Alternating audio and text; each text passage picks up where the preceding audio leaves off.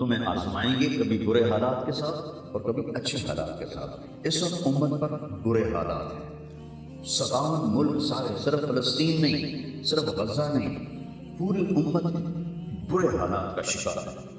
برے حکمران ہیں، نکمے حکمران ہیں، بزدل حکمران ہیں، موت سے ڈرتے ہیں۔ میرے نبی نے فرمایا تھا یوشک الامم ان تداع علیکم کما تداع الاکلۃ الی قصعتها، ایک دن آئے گا کہ امتیں تمہیں ایسے تقسیم کریں گے جیسے کھانا تقسیم کیا جاتا ہے۔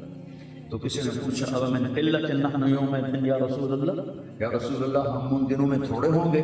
آپ نے کہا لا بل انتم یومئذ کثیر، تم بہت زیادہ ہوگے، ولیکنکم غثاء کغثاء السیل، تم ایسے ہوگے جیسے پانی کے اوپر جھاگ ہوتی ہے، جھاگ، اور جھاگ کی کوئی طاقت ہوتی ہے؟ حالانکہ پورے پانی کے اوپر چھائی ہوتی ہے، جب پانی طوفان بن کے چلتا ہے اوپر جھاگ ہی جھاگ ہوتی ہے، گھاس، لکڑیاں، سب کچھ، ان میں کوئی طاقت ہوتی ہے پانی کے ساتھ؟ تم ایسے ہوگے جیسے پانی کے اوپر جھاگ ہوتی ہے، جدھر پانی چاہے گا تمہیں اٹھا کے پھینک دے گا۔ وَلَيَقْذِفَنَّ فِي قُلُوبِكُمُ الْوَهْنَ وَلَيَنزِعَنَّ مِن صُدُورِ عَدُوِّكُمُ الْمَهَابَةَ مِنْكُمْ، اللہ دشمن کے دلوں سے تمہارا رعب نکال دے گا، اللہ دشمن کے دلوں سے تمہارا رعب نکال۔ خالد کا نام سن کر روم کانپ اٹھتا تھا، فارس کانپ اٹھتا تھا، خالد بن ولید کا نام ایک ہیبت بن گیا تھا۔ اور یہاں ہندوستان میں ملک مظفر رحمۃ اللہ علیہ شہید علاؤ الدین خلجی کے سپہ سالار تھے، اور 5 دفعہ تاتاریوں کو شکست دی انہوں نے، اور 5ویں جنگ میں خود شہید ہوئے۔ تو کسی تاتاری کا گھوڑا پانی نہیں پیتا تھا تو وہ کہتا تھا ملک مظفر کو دیکھ لیا ہے، اور بچہ سوتا نہیں تھا تاتاری کا، تو ماں سے کہتی بلاؤ ملک مظفر کو، بلاؤ ملک مظفر کو۔ یہ تمہارے ہندوستان کی تاریخ بتا رہا ہوں آپ کو، صحابہ کی تاریخ نہیں بتا رہا، 400 سال پہلے کی تاریخ آپ کو بتا رہا ہوں۔ اللہ تعالیٰ نے ہیبت ڈالی تھی مسلمانوں کی، اللہ وہ رعب تمہارا نکال دے، اور رعب نکال کر ان کے دلوں سے تمہارا رعب نکلے گا، اور تمہارے دلوں میں کیا پڑے گا؟ وَلَيَقْذِفَنَّ فِي قُلُوبِكُمُ الْوَهْنَ، اللہ تمہارے دلوں میں وہن ڈال دے گا۔ تو صحابہ نے پوچھا مل وہن یا رسول اللہ، یا رسول اللہ وہن کیا ہے؟ آپ نے فرمایا حب الدنیا وکراہیت الموت، دنیا سے پیار کرو گے اور موت سے ڈرو گے، موت کو برا سمجھو گے۔ تو پوری امت اس وقت مصیبتوں کا شکار ہے۔ سب سے بڑی مصیبت نکمے حکمران ہیں پورے 57 ملکوں کے، کوئی 300 سال سے ذلت کی چکی میں پس رہے ہیں،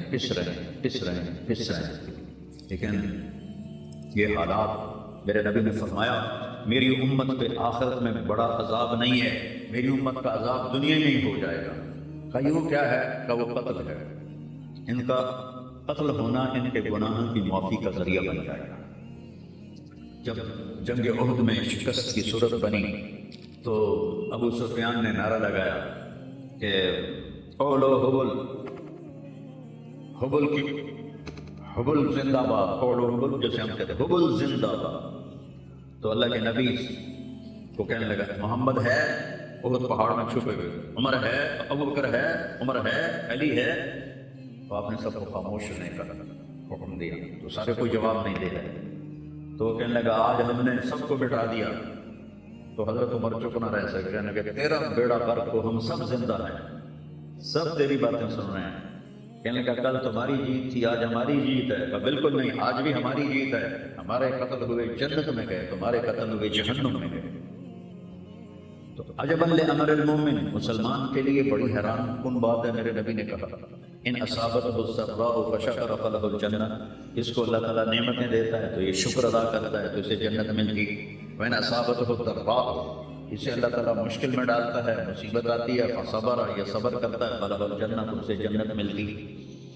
تو اس وقت امت پر جو حالات ہیں یہ صبر کے حالات چل رہے ہیں، اور جو ارض فلسطین ہے اللہ اسے ضائع نہیں کرے گا۔ صرف ارض فلسطین میں پہلی اللہ کی جو رحمت آئی کہ اللہ تعالیٰ نے پہلا گھر بنایا، اول بیت وضع للناس، فرشتوں کے ذریعے، وہ بیت اللہ تھا، اور اس کے بعد اللہ تعالیٰ نے دوسرا گھر جو دنیا میں بنایا وہ مسجد اقصی تھی، یہ بھی فرشتوں نے بنائی تھی۔ پھر 4000 نبیوں کے بعد اور میرے نبی کے باپ حضرت ابراہیم علیہ السلام فلسطین میں تشریف لائے، وہیں دفن ہوئے۔ حضرت اسحاق علیہ السلام فلسطین میں تشریف لائے، حضرت یعقوب علیہ السلام فلسطین میں تشریف لائے، حضرت موسیٰ علیہ السلام اپنی قوم کو لے کر فلسطین میں دوبارہ واپس آئے، حضرت داؤد علیہ السلام فلسطین میں آئے، حضرت سلیمان علیہ السلام فلسطین میں آئے، حضرت زکریا علیہ السلام فلسطین میں آئے، حضرت یحییٰ علیہ السلام فلسطین میں آئے، حضرت مریم علیہ السلام فلسطین میں پیدا ہوئے، حضرت عیسیٰ علیہ السلام فلسطین میں پیدا ہوئے، یہیں سے اوپر اٹھایا آسمانوں کی طرف۔ اور میرے نبی کا جو معراج ہوا وہ بھی ارض فلسطین سے ہوا۔ سبحان الذی اسریٰ بعبدہ لیلا من المسجد الحرام الی المسجد الاقصی، وبرکت صاحب جو مسجد حرام سے مسجد اقصی لے گیا اپنے بندے کو، الذی بارکنا حولہ، اس خطے کو اللہ نے بابرکت فرمایا، کسی خطے کو بابرکت نہیں فرمایا، اس فلسطین کے خطے کو اللہ تعالیٰ نے بابرکت فرمایا۔ حضرت میمونہ نے پوچھا یا رسول اللہ مل قدس، یہ جو قدس ہے اس کی کوئی حقیقت تو بتلائیں۔ آپ نے کہا ارض المنشر والمحشر، یہ وہ زمین ہے جہاں پر حشر قائم ہوگا، یہ وہ زمین ہے جہاں پر حشر قائم ہوگا، اور جہاں یہ وہ زمین ہے، یہ تو میں اپنی طرف سے اگلی بات بتا رہا ہوں، فلسطین کی آخری جو معرکہ ہوگا دجال کا اور حضرت عیسیٰ علیہ السلام کا فلسطین میں، تو لد کے مقام پر عیسیٰ علیہ السلام اور ان کا مقابلہ ہوگا۔ عیسیٰ علیہ السلام کو اللہ ایک معجزہ دے گا، ان کا سانس جسے بھی لگے گا جس کافر کو وہ مر جائے گا، پگھل جائے گا۔ اور آپ کا سانس کہاں تک جائے گا؟ میں تو سانس لیتا ہوں تو یہ مائک تک آ رہا ہے، آپ بھی لوگ ہیں تو یہیں تک آئے گا، لیکن عیسیٰ علیہ السلام کی جہاں تک نظر جائے گی وہاں تک ان کا سانس جائے گا، اور جس چیز کو لگے گا وہ مرتا جائے گا۔ تو اللہ اس زمین کو ضائع نہیں کرے گا۔ یہ میں تھوڑا آپ کے حوصلہ افزائی کری، کیونکہ ہر طرف قیامت کی باتیں ہو رہی، قیامت آ گئی، قیامت آ گئی، قیامت آ گئی، قیامت حالی دور ہے، ایڈی نیڑے کوئی نہیں ہے، حالی تھوڑا دیر ہے، سامنے تو نہیں دیکھنی ہے مجھے فکر نہ کرو، چونکہ قیامت سے پہلے ایک ہوا چلے جس سے سارے اہل ایمان مر جائیں گے، ایک کلمہ گو مسلمان دنیا پہ زندہ نہیں بچے گا، صرف غیر مسلم ہوں گے، ایک بھی لا الہ الا اللہ کہنے والا نہیں ہوگا۔ اور قیامت سے 30 سال پہلے، قیامت سے 30 سال پہلے بچے پیدا ہونے بند ہو جائیں گے کہ کسی بچے پر قیامت نہیں آئے گی۔ یوم تذہل کل مرضعۃ عما ارضعت، وہ ہولناکی بتانے کے لیے تشبیہ ہے، وہ یہ نہیں کہ ایسا ہو رہا ہوگا، کیونکہ بچہ تو کافر کا بھی ہو وہ معصوم ہے، مسلمان کا بھی ہو تو وہ معصوم ہے، اس لیے آپ نے کہا کہ سارے جو نابالغ مرتے ہیں وہ جس مذہب کے بھی ہیں سب جنت میں جائیں، چونکہ ان پر تو بھی شریعت لاگو ہی نہیں ہوئی ہے، اور سارے بچے حضرت ابراہیم علیہ السلام کے پاس چلے جاتے ہیں۔ تو حدیث پاک میں آتا ہے جتنے اہل ایمان کے بچے بالغ ہونے سے پہلے، پیدا ہونے سے لے کر 15 سال سے پہلے تک جو فوت ہو جاتے ہیں، سب حضرت ابراہیم علیہ السلام کے پاس ہوتے ہیں، ساری نسل ابراہیم علیہ السلام کے پاس، اور وہ ان کے باپ ہوتے ہیں، اور ان کے ساتھ وہ اپنی وہاں کی جنت کے مزے لیتے ہیں، پتہ نہیں کیا لیتے ہیں، میں تو کوئی نہیں پتا۔ بس آپ نے اپنے بیٹے کے بارے میں فرمایا، حضرت ابراہیم رضی اللہ تعالیٰ عنہ علیہ السلام، کیونکہ وہ ابھی ماں کا دودھ پیتے تھے جب ان کا انتقال ہو گیا، تو آپ نے فرمایا اللہ تعالیٰ نے جنت میں حور کو مقرر کر دیا ہے ابراہیم کو دودھ پلانے کے لیے، سبحان اللہ، اور کسی بچے کے بارے میں ایسی بات نہیں ہے۔ تو ڈرانے والی گل کوئی نہیں، ساڈوں کی قیامت نہیں ہوگی، 30 سال پہلے بچے پیدا ہونے بند ہو جائیں گے، قیامت 30 اور 30 سے اوپر کی عمر کے لوگوں پر ہوگی، اور وہ جانوروں کی طرح ہوں گے، سڑکوں پہ زنا کریں گے، اور ہر انسانی جو اخلاق ہیں ان سے وہ خالی ہو جائیں گے، ان سے وہ خالی ہو جائیں گے۔ یہ امت کے اوپر امتحان ہے۔ ہمارا ایک ساتھی ہے وہاں کینیڈا میں، اس نے مجھے خواب سنایا کہ میں نے دیکھا کہ غزہ کے جتنے شہداء کے بچے ہیں وہ آسمان پہ تیر رہے ہیں، اور اللہ کے نبی ہر آنے والے کا استقبال فرما۔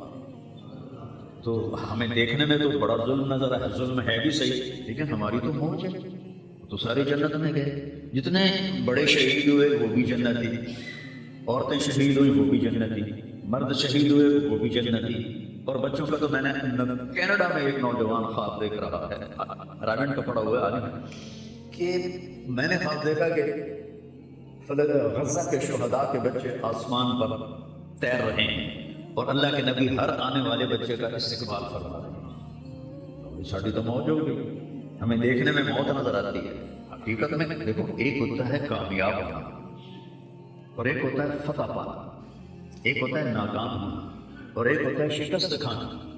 یہ دو الگ چیزیں ہیں، کامیابی الگ چیز ہے، فتح الگ چیز ہے، ناکامی الگ چیز ہے، شکست الگ چیز ہے۔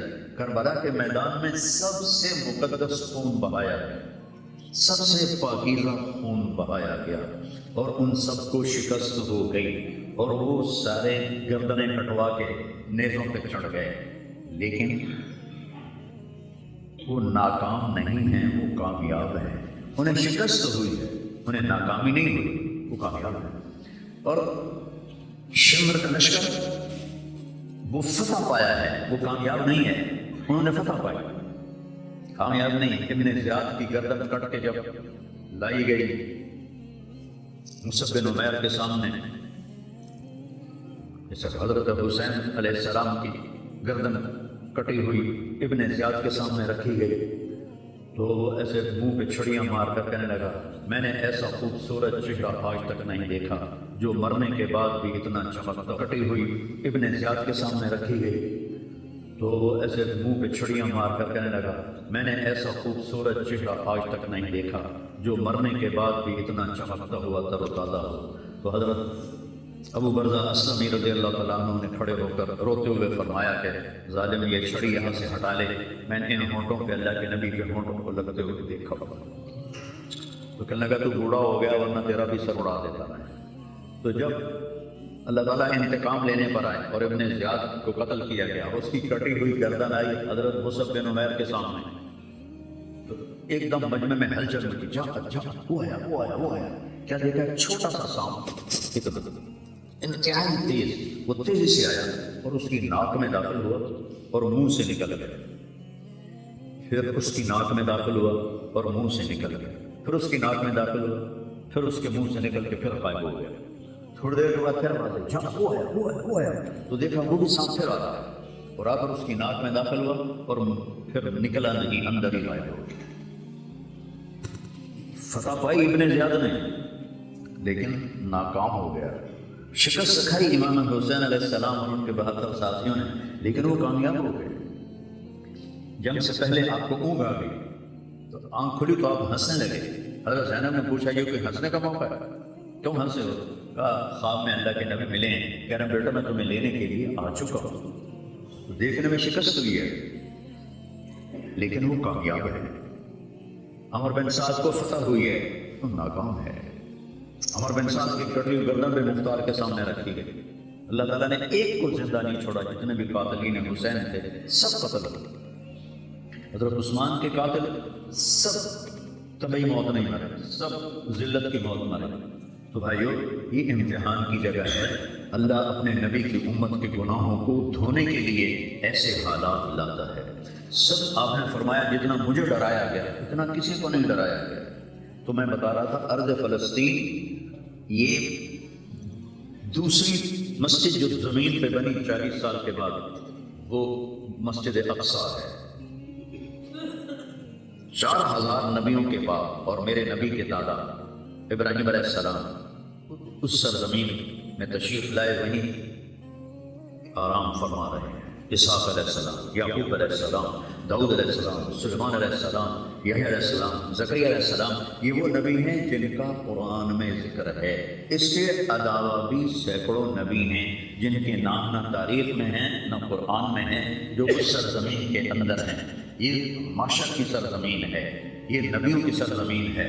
میرے نبی نے فرمایا ارض المنشر والمحشر، یہ محشر کی سرزمین ہے اور دوبارہ زمین سے باہر نکلنے کی سرزمین ہے۔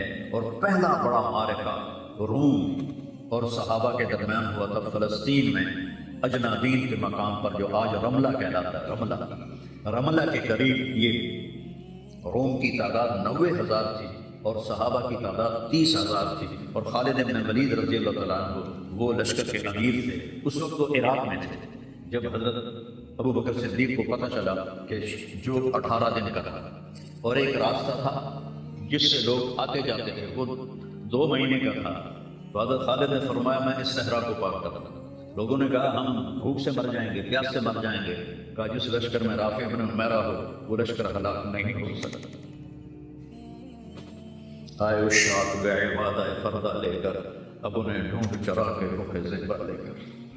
آئے تھے کچھ لوگ جو اللہ کو راضی کر کے دوستی لگا کے دکھا گئے، کب اپنی آنکھوں سے ڈھونڈ چرا کے رخ زہرہ. تمہیں نظر کوئی نہیں آئیں گے، مرد نظر آئیں گے، انسان کوئی نہیں نظر آئے گا. عورتیں نظر آئیں گی، انسان کوئی نہیں نظر آئے گا. تو فرمایا جس لشکر میں رافع ہو وہ لشکر ہلاک نہیں ہو سکتا. انہیں فرمایا ہمارے پاس پانی کا بڑا ذخیرہ ہے، ہم ہلاک نہیں ہوں گے، ہمارے پاس رافع ہے. اور وہ شخص ہے جو کہے گا اللہ کرے. 18 دن میں اس کو پار کیا اور ایک مقام پر آ کر پانی ختم ہو گیا. 3 دن بغیر پانی کے گزارے. تو صحابہ نے کہا کیا ہم مرتے ہیں، طاقت نہیں ہے. رافع کو بلاؤ. رافع کی آنکھیں خراب تھی، فرمانے لگے رافع پانی چاہیے. کہنے لگے اچھا مجھے بتاؤ کہاں ہیں ہم، کیونکہ وہ دیکھ نہیں پا رہے تھے. تو انہوں نے فرمایا کہ فلاں جگہ.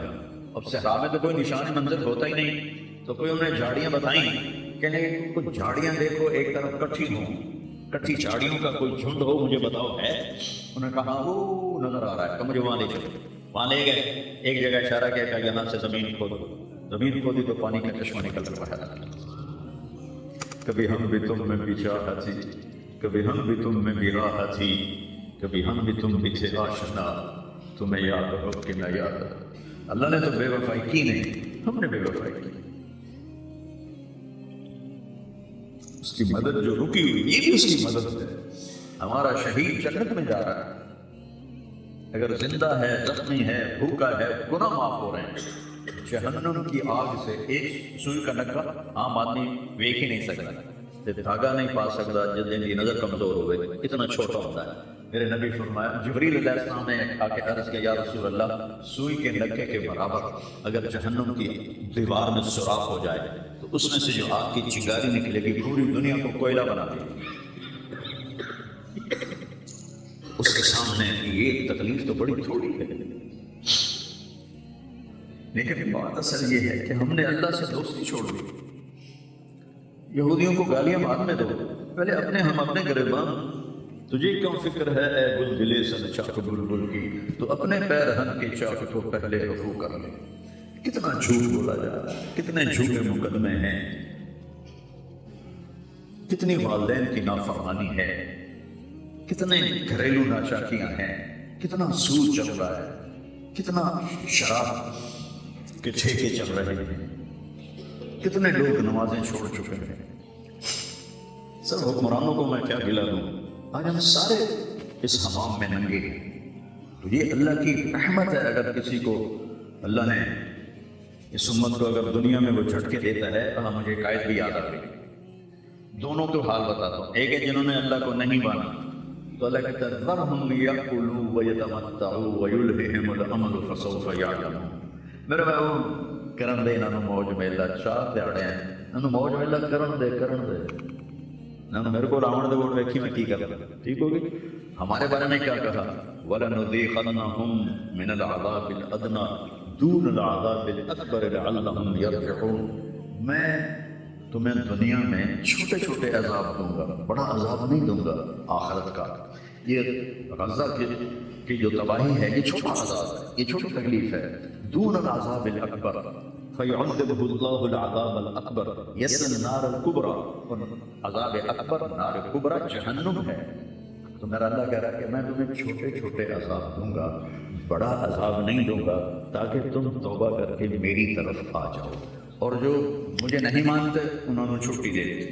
جو بچہ اسکول میں پڑھتا ہے اسی کی حاضری ہوتی ہے، غیر حاضری ہوتی ہے. جو پڑھتا ہی نہیں تو اس کی کون حاضری لیتا ہے یا غیر حاضری لیتا ہے. اپنے بچہ کوئی غلطی کرے تو اس کو تنبیہ کی جاتی ہے. گلی کا بچہ کوئی کچھ کرے تو ہم نے کبھی دیکھا ہے کہ کیا کر رہا ہے. یہ امت میرے اللہ کی لاڈلی امت ہے. اس وجہ سے نہیں کہ ایسے کوئی بڑے حاجی پارسا ہیں، اپنے حبیب کی وجہ سے، اپنے محبوب کی وجہ سے یہ امت اللہ کی لاڈلی امت ہے. اللہ ہمیں بھی بندر خنزیر بنا سکتا ہے، ہمیں کیوں چھوڑا ہوا ہے؟ گنبد والے کے لیے درود پڑھو جس کی دعائیں اور آنسو. ایک رات آپ رو رو کے کہہ رہے تھے یا اللہ ابراہیم نے کہا کہ ان تعذبهم فإنهم عبادك وإن تغفر لهم فإنك أنت العزيز الحكيم. یا اللہ تیری مرضی عذاب دے، تیری مرضی تو معاف کر. اور عیسیٰ علیہ السلام نے کہا کہ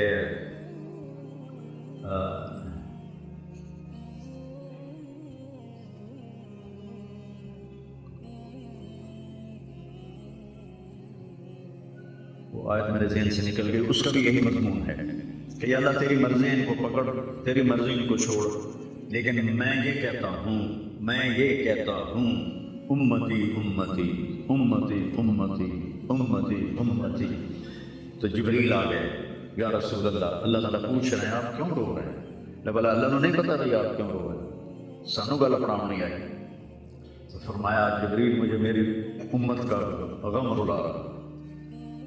تو جبریل پھر واپس گئے، پھر آئے، یا رسول اللہ، اللہ فرما رہے ہیں ہم آپ کو آپ کی امت کے بارے میں خوش کر رہے ہیں. تو بھائیو، اس وقت کرنے کا کام گالیاں دینا نہیں ہے کافروں کو، اس وقت کرنے کا کام ہے ہم توبہ کریں، ہر اس بڑے گناہ سے توبہ کریں جس سے اللہ نے روکا ہے، اللہ کے نبی نے روکا ہے. جو کبیرہ گناہ ہیں، کوئی ہزاروں نہیں ہیں، چند ہیں کبیرہ گناہ، ان سے توبہ کریں.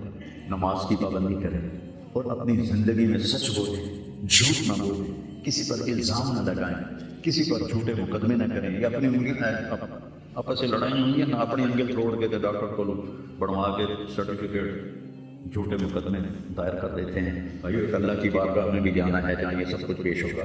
تو ہمیں آخرت کو سامنے رکھ کے اگر ہم دیکھیں تو امت محمد کامیاب ہے ہر حال میں. ایمان پہ مرنا شرط ہے، ایمان پہ مر جائے، کوئی یہ چگل نہ بچ جائے کہ ایمان گھس جائے، ایمان پہ مر جائے.